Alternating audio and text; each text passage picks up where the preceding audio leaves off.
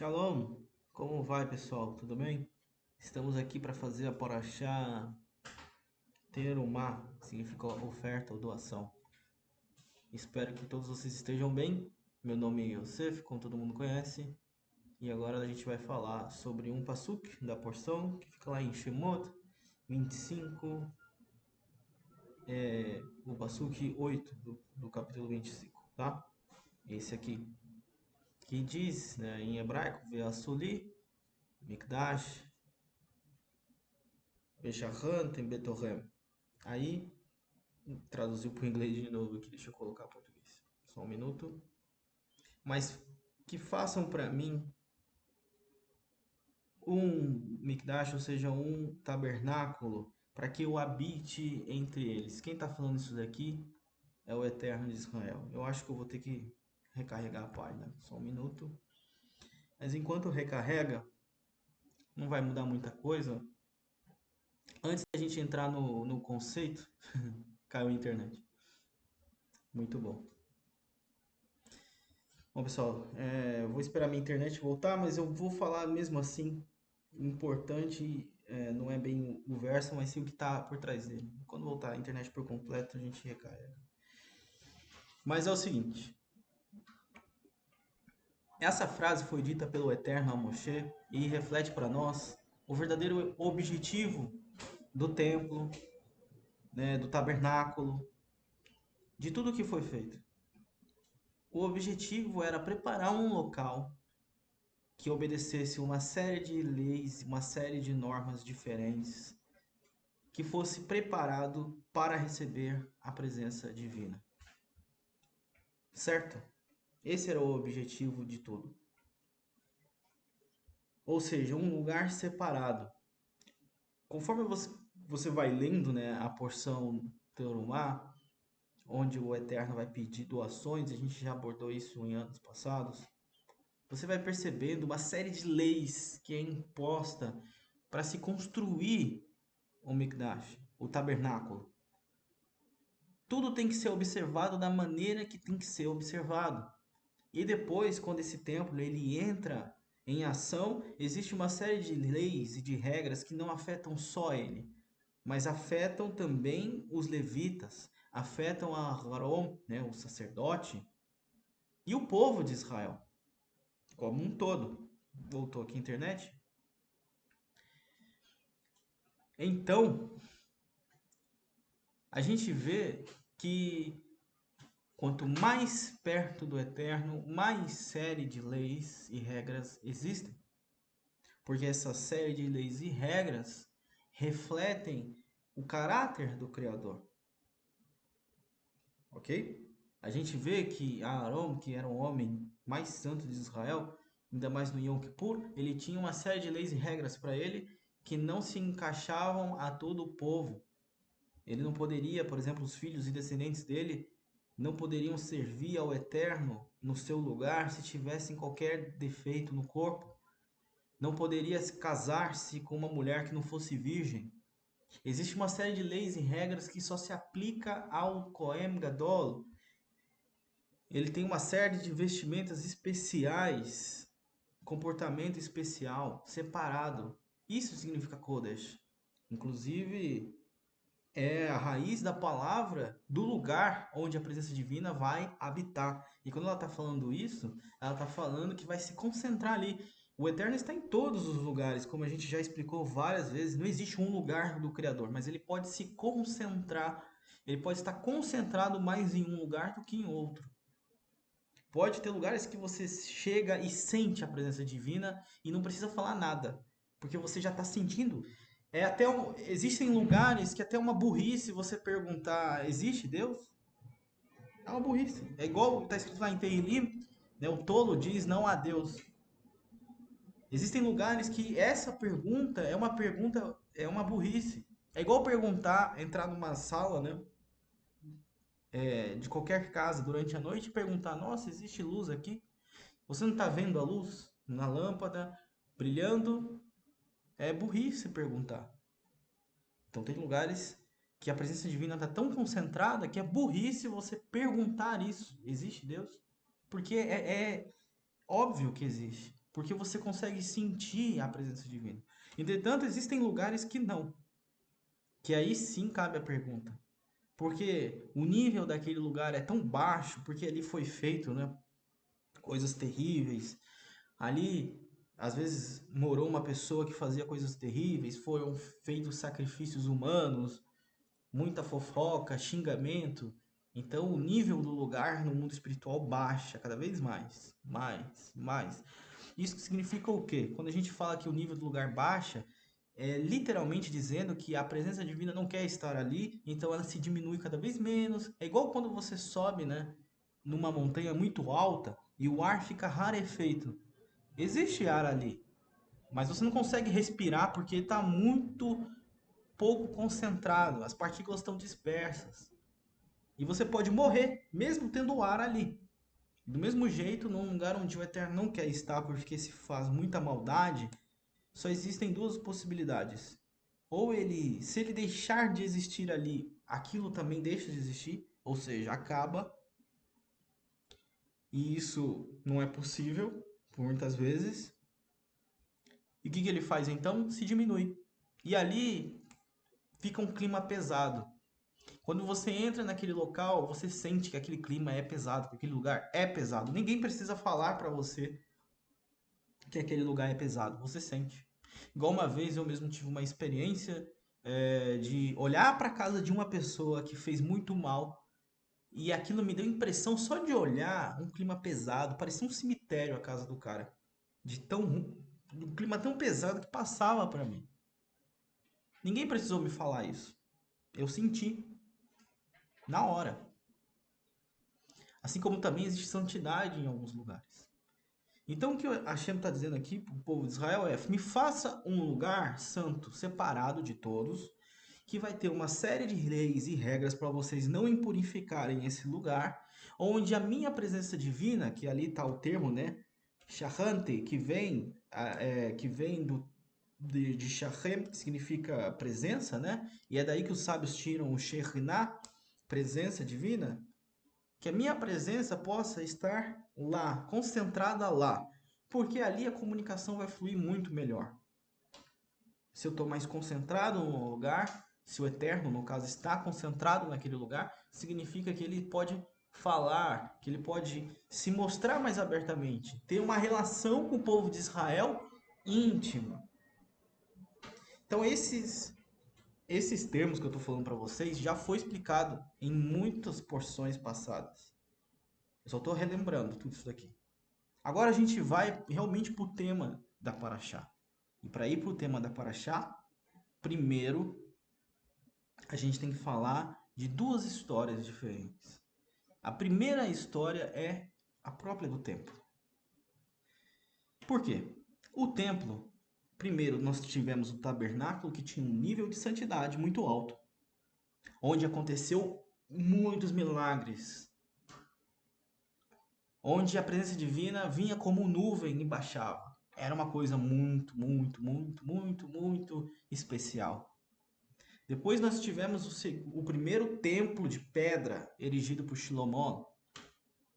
Um templo também com muita santidade, mas os sábios falam que, por mais que tinha muita santidade, não era a mesma santidade que tinha no tabernáculo. Porque algumas coisas do templo faltavam, tinham sido perdidas por causa do tempo. E aí nós chegamos no segundo templo, erigido muito tempo depois, né, reconstruído das cinzas do primeiro. E esse templo não tinha a arca, não estava presente o Urim e Tumim, porque essas coisas tinham sido perdidas com as eras, com as épocas. Não tinha se recuperado. Então muitas coisas se perderam. Entretanto, os sábios falam que por conta dessas coisas, o segundo templo não tinha a mesma santidade do primeiro e por consequência do Mishkan. Entretanto, havia santidade. Ocorreu milhares de milagres no segundo templo. Quem já leu o livro de Macabeus sabe muito bem disso. Milhares de milagres naquele templo. As ofertas continuavam acontecendo, e Yom Kippur a mesma coisa. Ou seja, é o mesmo templo, o mesmo espaço. Entretanto, por falta de algumas coisas e problemas que houve durante as épocas, A santidade diminuiu, mas não deixou de haver santidade ali. Isso é muito importante entender. Por quê? Você que acompanhou nossas porções passadas sabe que o templo, ele é o mundo no mundo. É o mundo dentro dele. O mundo refletido. Porque a alma humana também funciona como um templo. A gente já fez todas as comparações possíveis em porções passadas. Eu não vou voltar nisso. Assim também o mundo, o planeta, as estrelas, o universo inteiro. É o micro e o macro, todos representados pelo templo. O Mashiach representado pelo templo. Tudo refletia em como o templo funcionava. Nossa alma tem o mesmo funcionamento do templo. Assim como o templo tem partições, nossa alma tem partições. Assim como tem a capa, né, o caporet, que é onde a presença divina estava ali em cima e falava com Moshe entre os querubim, assim também nós temos a boca em qual nos comunicamos com o resto do mundo, e dentro do nosso corpo, dentro da nossa alma, existe um lugar onde a nossa alma se concentra, dentro do nosso corpo. Existe um órgão em que a nossa alma se concentra, que é o cérebro, mais do que em outros lugares. Um reflete o outro, porque tudo é criado pelo mesmo Criador. Então é normal que esse padrão aconteça. E a gente também já viu em porções passadas. Tudo aqui eu estou relembrando para poder realmente chegar onde eu quero chegar. E agora a gente vai para a segunda história. A segunda história não é a história de ninguém, mas de um personagem fictício que eu vou chamar de João. Né? Todo mundo usa João, etc. Então, vou chamar de João. O João, ele é um cara que estuda a Torá, é um judeu qualquer. Entretanto, o que acontece com o João? O João, que pratica a Torá, tem o seu rabino, vai na sinagoga e etc., cumpre uma série de leis e cumpre com amor. Ele não cumpre com hipocrisia. Ele não é um religioso hipócrita que por fora se veste de preto e por dentro é sujo. Não, ele é um cara limpo. Realmente ele ama o Eterno. Ele está ali estudando e seguindo o Criador. Entretanto, João tem um problema. De repente, João se depara com um erro, com uma transgressão da Torá que ele comete, ele infringe ali a Torá em algum ponto. Que ele tem ciência total que é um erro, que é uma transgressão, que é algo errado. Ele não tem dúvidas se é algo errado, ele tem certeza que o que ele fez é errado. Ele não precisa se consultar com fulano, com ciclano. Ele sabe, porque ele estuda. Então ele sabe que o que ele fez é errado. E ele assume essa culpa. Entretanto, João entra num processo péssimo. Que não é o processo de arrependimento, é o processo de remorso. João começa a se culpar muito pelo que fez. E começa a não raciocinar direito. Fica triste por ter errado. E logo, por influência externa, por Satã, sendo bem claro, pelos opositores, as almas impuras, que chegam ali no ouvidinho do João e começam a cantar frases como: olha só o que você fez, olha só o que você foi capaz de fazer, olha só o quão terrível você é. Agora vai lá vestir o kippá, seu hipócrita. Frases desse tipo. João começa a ouvir e começa a concordar com esse tipo de frase, porque ele está tão para baixo pelo erro que ele fez, que ele não consegue se revitalizar, ele não consegue levantar. E aí, o que acontece? Ele se destrói ainda mais, porque aí ele não consegue orar mais. Ele se sente um hipócrita quando levanta a mão para o alto e ora. Ele se sente, né, uma pessoa ruim.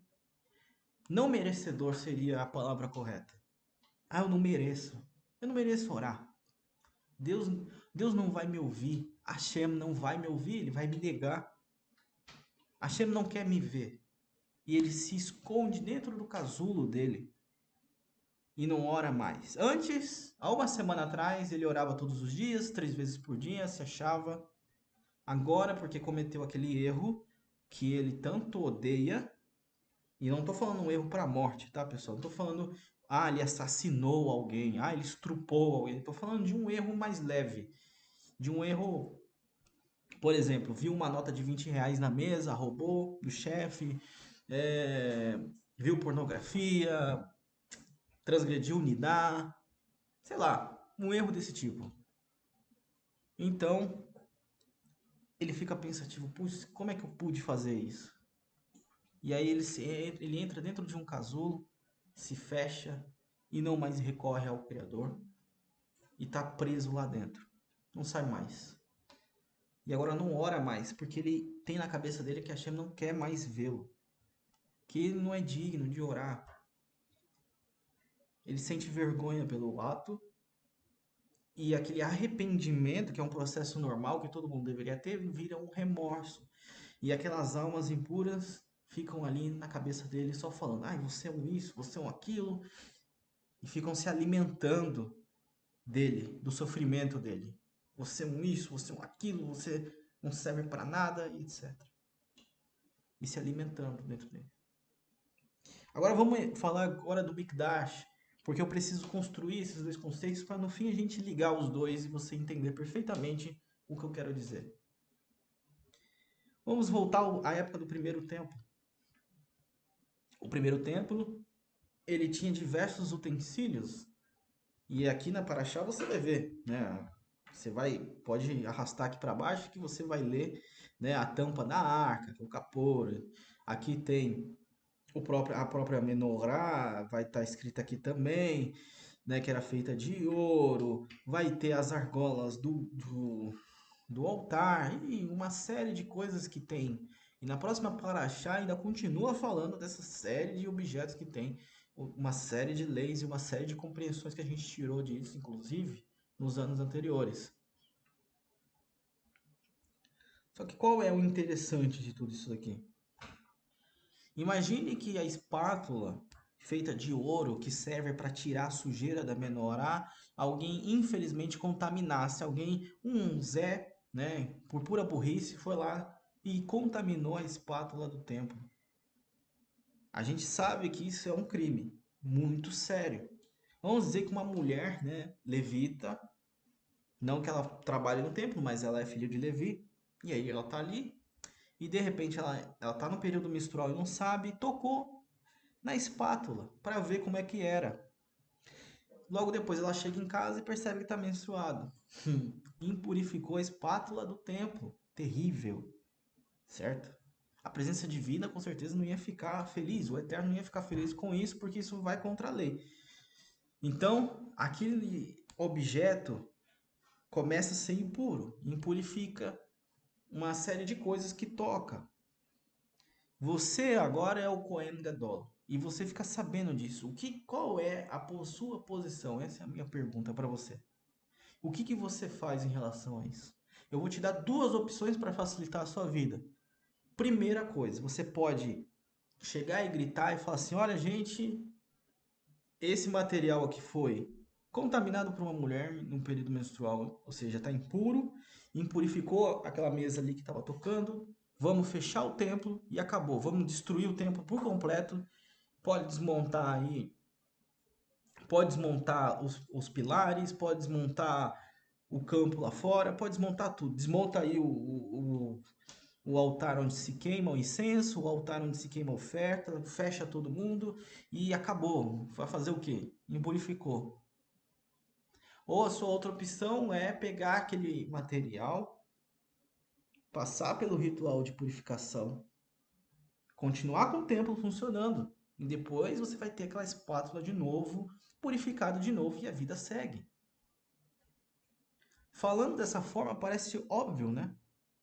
Mas vamos trazer então para o ser humano. Por que o ser humano não faz isso? Por que o ser humano, quando erra e se impurifica por alguma coisa, tropeça, erra, transgride uma mitzvah da Torá, por que ele se destrói? No nosso exemplo lá, o João, né, que eu falei para vocês, ele seria comparado a esse Cohen Gadol que destrói o templo. que fecha tudo. E acabou, porque impurificou uma coisa, porque errou ali, tropeçou, ele vai lá e fecha o tempo, acabou, não vamos fazer mais nada. Como se, nossa, pegou o Eterno de surpresa. O Eterno nunca é pego de surpresa. Imagina que se o Eterno está te ajudando agora e lá no futuro você errar, a Hashem já sabe disso, meu querido. Você não vai pegar a Hashem de surpresa. O Eterno já sabe que no futuro você vai pecar, que você vai transgredir, ele já sabe disso, que você vai tropeçar. Mas mesmo assim, hoje ele te ajuda. Ele te oferece a mão, ele dá da presença dele para você. Por que será? Porque ele sabe que, mesmo que no futuro você erre, você tem a opção de se arrepender. E mesmo que depois de se arrepender você erre, ainda há um jeito de te ensinar, de te fortalecer para que você não erre mais. E que num futuro muito, muito distante, você vai estar diante da presença dele, limpo, totalmente, mesmo que isso demore muitos anos. Ele sabe que o final de todas as almas, como a gente explicou em outros estudos, o final de toda alma que vem a esse mundo e qualquer outro mundo é um dia estar diante da presença divina, servindo o Criador, totalmente limpo. É o futuro de todos nós. Mesmo que alguns tenham que ser condenados, presos, massacrados, pisados, destruídos, passar por diversas experiências ruins, ainda assim, o futuro de todos nós é estarmos na presença divina, no eterno. Um dia, eu não sei quando, mas no futuro, todos nós estaremos, todos, seja as bilhões ou trilhões, pentalhões, sei lá quantas almas existem por aí, estaremos diante do Criador, limpos, servindo a Ele. Não importa quantos sofrimentos tenhamos que passar.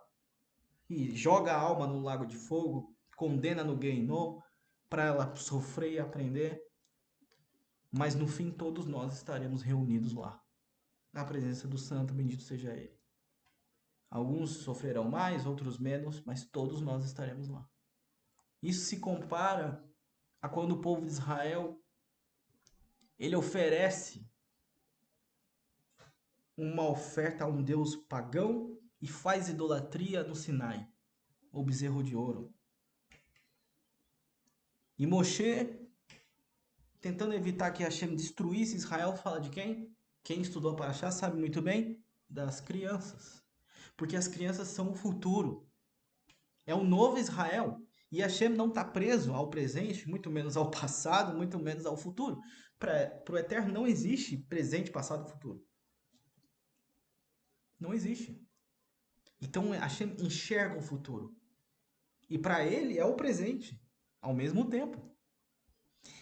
E a citação desse futuro dessas crianças salva Israel. Ou seja, por causa das crianças que viriam, o Eterno preserva Israel. Assim também, Hashem sabe que você tem defeitos e que você vai errar, mas por causa lá do futuro, onde você vai estar na presença divina, onde para o Eterno é o presente, ele te preserva. E ele te ajuda. E se você errar e procurar o Eterno, ele vai te estender a mão. Porque olha só a burrice do João, né? Vamos pegar o João, que é o exemplo que eu dei. Por que que João errou? O João, do nosso exemplo, ele errou porque falta a presença divina na alma dele. Ele tem um lugar que está quebrado, ou seja, não tem presença divina, a energia do Criador não está ali, e aquela falta, né, da presença divina na alma dele gera o desejo de fazer isso, o desejo de pegar uma mulher, o desejo de ser adúltero, o desejo de fumar, e milhares de desejos que são destrutivos por causa da falta do Criador. Quando ele vai lá e comete o ato, transgressão, ele é condenado, obviamente. O Eterno não passa a mão na cabeça de ninguém. E por quê? Porque aquela condenação vai ensinar o João. Não é porque o Eterno é mau e ele tem um chicote na mão e ele vai te punir e ele é terrível. Não, não é isso. O Eterno vai te punir porque a punição, ela te ensina. Hashem vai pegar todas essas almas impuras que morrem fazendo maldade e vai condená-las para o bem delas, porque elas precisam sofrer, porque senão não vão aprender. É que nem uma criança rebelde. Tá escrito, né? O próprio Shinomano falou que o pai que não corrige seu filho é perverso. Por que será? Se não fizer sofrer, não aprende. Tem crianças que você conversa, não digo nem crianças, mas jovens, que não apanham tanto, porque a alma deles está trabalhada.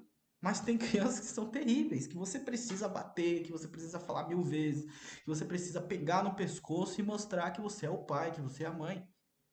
Não tem jeito. E se você não fizer isso, você está sendo mal, porque você precisa corrigir o seu filho. Senão ele nunca vai aprender o que é certo. Entretanto, existem crianças que não precisam disso. Se você fala uma vez, ela entende e não faz. Não é uma regra para todo mundo. Assim também a Shem faz com o ser humano. Ele vai lá e vai punir, com certeza, mas para o bem. Então o João fez. E naquele momento que ele fez, ele é punido. A primeira punição é igual acontece no templo. E purificou uma coisa na sua alma. Então o eterno se diminui. E você vai sentir isso na hora. Porque a dor e a tristeza de ter errado vem logo em seguida. Com certeza. O sentimento de um sentimento ruim vem logo em seguida. Igual os pesquisadores estavam falando, isso é um fato científico, que existe uma certa depressão que o homem sente quando ele. é, Como é que eu posso falar isso sem parecer vulgar, mas quando ele mesmo se alivia, vamos dizer assim, existe uma depressão que vem logo em seguida, que é vista no corpo físico. Essa depressão é normal. Mas quem criou isso? Foi o Eterno, porque isso é um reflexo da alma. Toda vez que se faz isso, você vai ficar triste, porque você está indo contra aquilo que o Eterno quer de você. Você está com um desejo tão grande por uma coisa sexual e não consegue pensar, não consegue parar. Infelizmente errou, mas tudo bem, você errou.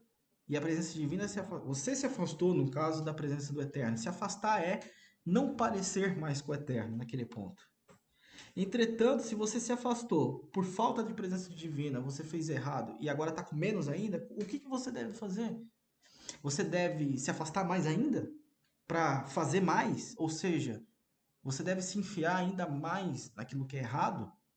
Você deve se jogar na lama e pensar que isso vai ser bom para você? Não. E não é isso que Hashem deseja. Todo mundo, quem deseja isso é o Satã. É o opositor que está ali do teu lado falando: "Ah, faça isso". Hashem deseja que você reconheça: "Puxa, eu fiz isso. Eu tomei essa atitude errada. Eu roubei lá o fulano, eu tomei isso do ciclano, né? Porque eu fiz, porque eu preciso do eterno". O certo então não é eu me jogar na lama, mas é eu procurar me limpar. Ou seja, o certo é se levantar e buscar o Criador. E não pensar nem por um momento que Hashem não vai te receber, porque ele vai. Porque ele está esperando isso. Justamente. E é óbvio, não é abraçar o Criador já pensando na próxima vez que você vai fazer errado. Não, é abraçar todas as vezes que é necessária, sempre mantendo em mente que você tem que vencer isso. Se eu perdi e fiz algo terrível por falta da presença divina, então o que eu tenho que fazer? Eu tenho que me encher tanto, eu tenho que buscar tanto o eterno, que eu fique tão cheio e completo que não seja mais vencido por isso. Tem uma frase de um tutor meu que disse para mim, não exatamente para mim, mas essa frase me marcou para sempre. Eu acho que eu nunca vou esquecer.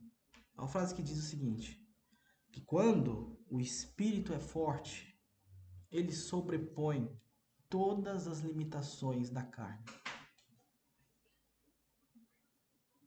Isso significa o quê?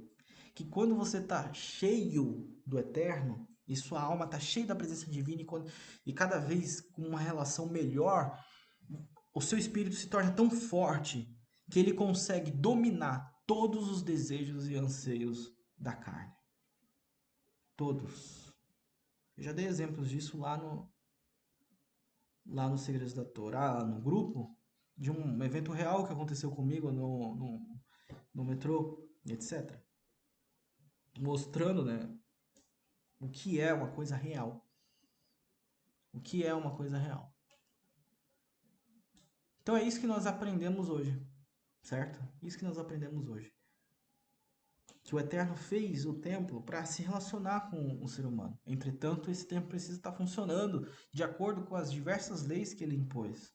Assim também você precisa estar na linha para que a presença divina possa habitar dentro de você. Aquele que faz um monte de coisa errada também tem muito pouco da presença do Criador, porque ele vive na sujeira. Cada vez mais sujeira, e assim se afasta cada vez mais do Criador. Como está escrito até lá no Novo Testamento, se não me engano, em Apocalipse, aquele que é santo se santifique mais, e aquele que é sujo, suje-se mais. Ou seja, aquele que é separado para o eterno, que se separe mais, você se aproxime mais do Criador. Se cair, levanta. Entretanto, aquele que é impuro, se impurifique mais, porque é isso que ele deseja. A atitude do Criador para conosco, todos nós, né, que erramos e transgredimos algumas leis de vez em quando, que não deveria, porque não é isso que nós queremos, mas acontece. Para que quando acontecer, igual o Hanan fala na carta dele, saiba que nós temos um advogado. Entretanto, a posição do Criador é que nem aquele investidor que vê um ativo cada vez perdendo mais valor e ele vai lá e compra. Aí você fica, ué, mas por que você está comprando? Não faz sentido, isso é irracional. Ele está perdendo valor cada vez mais e você está comprando quando todo mundo está vendendo. E aí o cara que é experiente, ele fala, é porque eu sei o valor que esse investimento tem. E eu sei do futuro. No futuro ele vai valer muito. Por isso eu compro. E aí passa 10 anos, você vê que aquele ativo que estava caindo, perdendo valor cada vez mais, está valendo 1 milhão. E o cara tem um monte, ficou milionário. Assim é a posição do Criador em relação a nós. Ele sabe quem criou. Ele sabe do valor de cada alma. Mesmo que a alma se impurifique e faça um monte de coisa errada, ele sabe do valor que essa alma tem. Por isso ele gasta recurso, ele corrige, ele traz sofrimento. Porque senão, meu querido, qual é o sentido do Eterno punir alguém? Para que existe a punição para o adúltero se não é para algo bom? Será que o Eterno se diverte? Não existe isso. Porque Hashem gastaria todo um processo, tempo. Não faz sentido. É a mesma aquela história do inferno cristão, né? Onde vai ter um monte de alma lá para sempre queimando até o infinito. Para que isso? O Eterno se diverte vendo a própria criação sofrer e gritar por socorro? Você acha isso justo? Não é assim que as coisas funcionam. O Geinom, ele tem um objetivo, e o objetivo é purificar a alma. Não é para sempre eterno. E para finalizar, nós temos uma coisa muito importante e interessante que aprendemos com tudo isso, que é o seguinte. Do mesmo jeito que o Eterno faz, nós devemos fazer. Todas as características do Eterno, toda a Torá, inclusive, foi engraçado que eu vi isso de um rabino que eu gosto muito, do Mahon Meir. Ele falou isso nessa paraxá, muito interessante, algo que a gente já ensina há muito tempo. Que todas as mitzvot da Torá servem para nos ensinar o caráter do Eterno, serve para tentar transformar você no caráter do Criador. É isso que serve as mitzvot. Quando a mitzvah fala para você respeitar o pai e a mãe, porque o Eterno é assim. O Eterno não tem pai, não tem mãe, mas ele respeita as pessoas. Então você também tem que aprender isso. Quando o Eterno fala para que o homem e a mulher seja fiel no casamento, é porque o Eterno é fiel. Se o Eterno não fosse fiel, tudo viraria uma bagunça. Então você está adquirindo uma qualidade do Criador quando você está cumprindo a Torá. Você está se tornando como ele, no caráter, no modo de agir. Certo? Então, essa característica que o Eterno não julga um momento, mas julga o futuro, como um juiz, o potencial daquela alma e não o momento ruim que ela está passando, serve para você. Serve para você. Quando você vê alguém numa coisa ruim, no momento ruim, não a julgue pelo momento ruim. Às vezes aconteceu algo terrível na família, e o cara ficou super revoltado, xingou, não sei o quê. E aí você vai lá e julga o cara pelo aquele momento como se ele fosse resumido naquilo. Tá julgando errado. Foi um momento, um descuido. O Eterno, assim, imagina se o Eterno te julgar desse jeito. Quantas vezes você também não desviou?